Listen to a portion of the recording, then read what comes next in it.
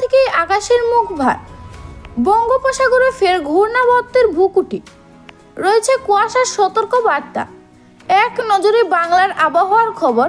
কোন বঙ্গোপসাগরে থেকে এসেছে এই ঘূর্ণাবর্ত? এই ঘূর্ণাবর্তের জেরে কোন কোন জেলায় বৃষ্টির সম্ভাবনা রয়েছে, আর কোন কোন জেলায় বৃষ্টির কোনো সম্ভাবনা নেই, তা সবই বিস্তারিত জানিয়ে দেবো এই ভিডিওতে। ভিডিওটি অবশ্যই শেষ পর্যন্ত দেখবেন। ভিডিওতে একটি লাইক করবেন, আর আপনি এই ভিডিওটি কোন জেলা থেকে দেখছেন সে জেলার নামটি বিস্তারিত কমেন্ট করে জানাবেন।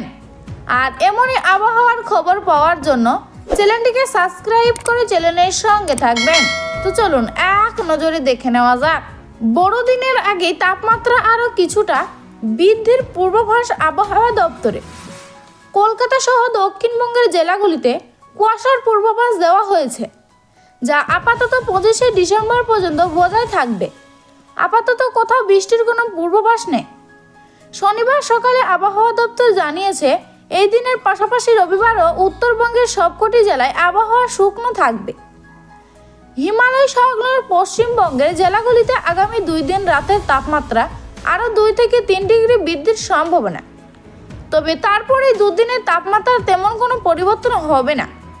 পূর্বাভাস বলা হয়েছে, শীতের পতনে উষ্ণ বড়দিন ফের ঝাঁকিয়ে শীত কবে। এক নজরে বাংলার জেলাগুলির আবহাওয়ার পূর্বাভাস।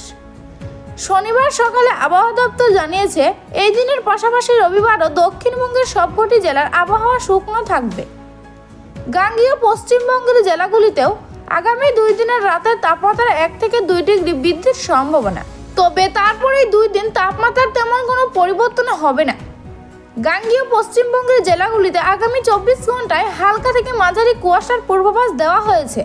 শনিবার সকালে আবহাওয়া দপ্তর জানিয়েছে, আগামী 24 ঘন্টায় কলকাতার আকাশ পরিষ্কার থাকলেও সকালের দিকে কুয়াশার থাকার সম্ভাবনা।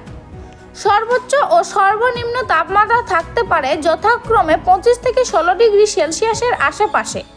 আবহাওয়া দপ্তর জানিয়েছে, এই ঘূর্ণাবর্ত এই সময়ে অবস্থান করছে ভারত মহাসাগর ও সংলগ্ন দক্ষিণ পশ্চিম বঙ্গোপসাগরের উপরে। আগামী 3 দিনের পূর্ব ভারতের রাজ্যগুলিতে সর্বনিম্ন তাপমাত্রা 2 থেকে 3 ডিগ্রি বৃদ্ধির পূর্বাভাস দেওয়া হয়েছে।